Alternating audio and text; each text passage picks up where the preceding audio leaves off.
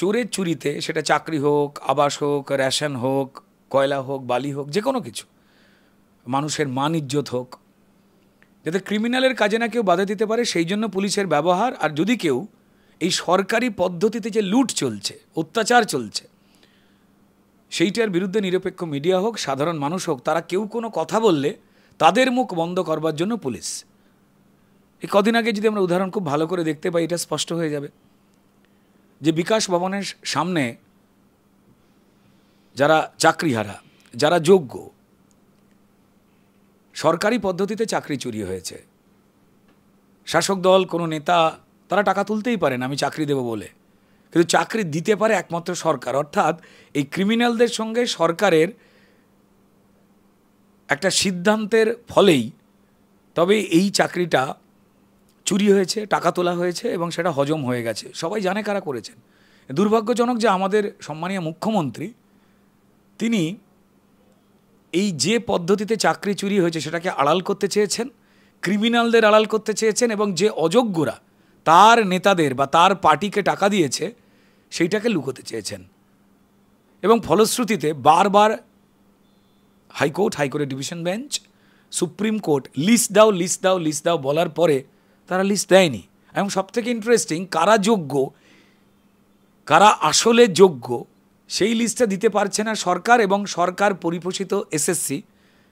কিন্তু যে সরকার বলছে আমি যোগ্য অযোগ্য জানি না, লিস্ট হারিয়ে গেছে, খেয়ে ফেলেছে, মিথ্যে কথা বলছে, সেই মুখ্যমন্ত্রী যোগ্যদের নিয়ে, তার মানে তার কাছে লিস্ট আছে, নেতাজি ইন্ডোর স্টেডিয়ামে মিটিং করলেন। এখানে পরিষ্কার নেকেড হয়ে গেছে সভ্যতা, যে সভ্যতা চিনে ফেলেছে যে অসভ্য কারা। যে মাননীয় মুখ্যমন্ত্রী, তার কাছে লিস্ট আছে, তিনি জানেন আসলে যোগ্য এবং অযোগ্য কারা। অযোগ্যদের বাঁচাতে গেলে এই অন্যায়টা করতে হবে, তাই তিনি করছেন। এবং এই ক্ষেত্রে যখন শিক্ষকেরা রাস্তায় নামলেন, সমাজ গড়ে যারা শিক্ষক, তারা রাস্তায় নামলেন, তাদের তৃণমূল কাউন্সিলর অসব্যসাচী, মানে সব্যসাচী তো বলবো না, অসব্যসাচী, তিনি এবং তার ক্রিমিনালরা প্রথমে শিক্ষকদের মারলেন, তারপর পুলিশ এসে আবার শিক্ষকদের মারল। আর টিভিতে বসে ছাত্রীরা, ছোটো ছোটো ছেলেমেয়েরা দেখছে, তাদের যারা পড়ায় তাদের মাথা ফাটিয়ে দেওয়া হচ্ছে, রক্তাক্ত করে হাত পা ভেঙে দেওয়া হচ্ছে, দিদিমণির চুলের মুঠি ধরে হিড়ির করে টানতে টানতে নিয়ে যাওয়া হচ্ছে। কেউ যখন এইভাবে সমাজ নগ্ন হয়ে গেছে যে কোন রাজত্বে আমরা রয়েছি, সেখানে যখন শিক্ষকেরা যারা না খেতে পেয়ে মরবার জায়গায় রয়েছে, শুধু শিক্ষক মরে যাওয়া মানে কজন শিক্ষকের জীবিকা মরে যাচ্ছে এটা নয়, এটা সভ্যতা মরে যাওয়া। কারণ ওই শিক্ষকরাই, বিজেপি বলুন, তৃণমূল বলুন, অন্য রাজনৈতিক দল বলুন বা নির্দল বলুন, যে কোনো মানুষ তাদের সন্তানদের মানুষ করে যারা পরিবারের হাল ধরে। সেই শিক্ষকটাই নেই। ৭,৫০০ স্কুল বন্ধ, এদিকে খুলে দেওয়া হচ্ছে মাদ্রাসা, যেখান থেকে পড়ে মৌলানা, মোল্লা, মৌলবী তৈরি হয়, ডাক্তার, ইঞ্জিনিয়ার, চাকুরিজীবী তৈরি হয় না।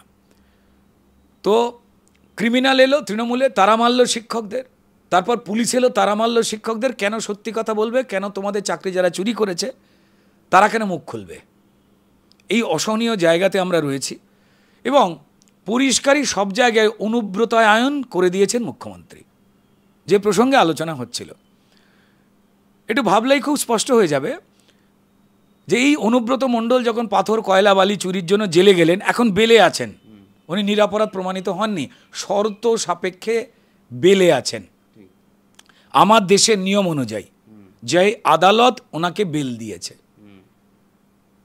যে আর্থিক অপরাধ তার 2/3 কাছাকাছি সময় জেলে থাকলে এবং ইনভেস্টিগেশন, তথ্য প্রমাণ জোগাড় হয়ে গেলে তখন বেলের জন্য কেউ অ্যাপ্লাই করতে পারে, আমার দেশের নিয়ম। সেই অনুযায়ী তিনি বেল পেয়েছেন শর্ত সাপেক্ষে। জেলের কুঠুরিটা তিহার থেকে বেড়ে একটুখানি বোলপুরের মধ্যে একটু বড় হয়েছে। তো যাই হোক, যখন অনুব্রত মণ্ডল অ্যারেস্ট হয়, ঠিক সেই সময় মাননীয় মুখ্যমন্ত্রী, তৃণমূল নেত্রী মমতা বন্দ্যোপাধ্যায় বলেছিলেন যে একটা অনুব্রত গেলে কি হবে, প্রত্যেক জেলায় জেলায় হাজার হাজার অনুব্রত আছে। এই হাজার হাজার অনুব্রত আছে বলেই রোজ হাজার হাজার দুর্নীতি, অপরাধ আর হিংসার ঘটনা ঘটছে এবং পুলিশ নির্বাক হয়ে দাঁড়িয়ে রয়েছে। অত্যন্ত সুযোগ্য পুলিশদের একটা বড় অংশের আইপিএস অফিসাররা তারা মাথা নুইয়ে দিয়েছেন উর্দির অসম্মান করে, অশোক স্তম্ভের অসম্মান করে এই তৃণমূলের লুঠের কাছে। যে কারণে ক্রিমিনাল ক্রাইম করে, মানুষের ক্ষতি করে, এবং পুলিশ যে চেঁচায়, যার চুরি হলো, যার চোখ দিয়ে জল বেরোলো, তাকে গ্রেপ্তার করে। তো মমতা বন্দ্যোপাধ্যায়ের অনুব্রত মণ্ডলেরা চিরকাল সব জায়গায় রয়েছে, মমতা বন্দ্যোপাধ্যায় নিজে বলে দিয়েছেন। আর সবথেকে বড় কথা, বাংলার বাঘ আমরা জানতাম, বইতে পড়েছি, আমাদের শ্রদ্ধেয় শ্যামাপ্রসাদ মুখোপাধ্যায়ের বাবা স্যার আশুতোষ মুখোপাধ্যায়। তৃণমূল আমাদের সভ্যতা ইতিহাসটাকে নিয়ে নোংরামি করেছে, পাল্টে দিয়েছে, দিয়ে বাংলার বাঘ বলেছে অনুব্রত মণ্ডলকে। এই আজকে দাওয়াতে ইসলামের আহ্বান জানানো, যারা অন্য ধর্মে জন্মেছ তারা দুর্ভাগা, ইসলাম গ্রহণ করো, এই ববি হাকিম তিনি অনুব্রত মণ্ডলকে বাঘ ফিরে এসেছে, বাঘ ফাঘ বলেছিলেন। আজকে হাওয়া খারাপ দেখে পাল্টিকে বলছেন পুচকে নেতা, অর্থাৎ অনুব্রত হলো পুচকে, ববি গেল কুঁচকে,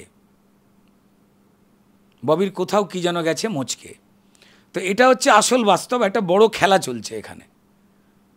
এই পুলিশকে যে কথা বলেছে, যেটাকে নিয়ে আমরা হায় হায় করছি না, এই ভাষাতেই অনুব্রত মণ্ডলরা পুলিশকে কথা বলেন, বোম মারবেন বলেন, এ আমরা সবাই জানি।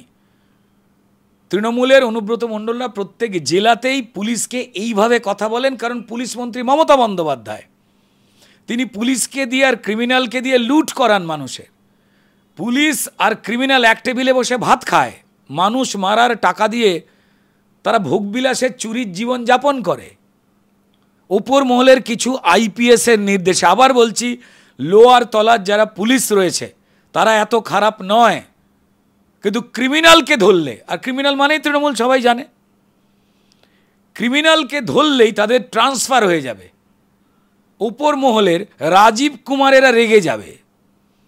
অনুব্রত মণ্ডল তো এই প্রথম নয়, তিনি এর আগে একাধিকবার দৃষ্টান্ত তৈরি করেছেন, পুলিশকে গালাগাল দিয়ে বা পুলিশকে বোম মারার কথা বলেছেন। তিনি এই ধরনের মন্তব্য, বিস্ফোরক মন্তব্য বা বিতর্কিত মন্তব্য করে বরাবরই তিনি সামনে এসেছেন, খবরের শিরোনামে এসেছেন। কিন্তু মাঝখানে অনুব্রত মণ্ডল ইডির হাতে গ্রেপ্তার হয়ে দীর্ঘদিন জেলে ছিলেন। আমরা জেলের আরেকটা নাম জানি, সমর্থক শব্দ, সংশোধনাগার। তা কোথাও কি মনে হচ্ছে অনুব্রততেই আছেন, তিনি স্বমেজাজে আছে, কোনো রকম সংশোধন তার সংশোধনাগারে থেকে হয়নি? না, হয়েছিল। বেরিয়ে আসবার পর দেখেছিলেন ওনার কথাবার্তা, চলাফেরা সংযত হয়েছিল, এবং অনেকগুলো বিষয়তেই বলেছে আমি রাজনীতি নিয়ে কথা বলবো না, আমি এই বিষয় নিয়ে মুখ খুলব না। এই পুরোটাই মমতা বন্দ্যোপাধ্যায়ের অনুপ্রেরণা, কারণ 26 এগিয়ে আসছে। ইলেকশন মানেই আবার খুন করতে হবে বিজেপি বা সাধারণ মানুষ। যারা পশ্চিমবঙ্গে একটা সুষ্ঠু পরিবেশ হোক, যারা চান, তাদেরকে মারতে হবে। আর টাকা লুট, এই ক্রিমিনাল আর পুলিশকে দিয়েই তো টাকা লুট মমতা বন্দ্যোপাধ্যায় করান।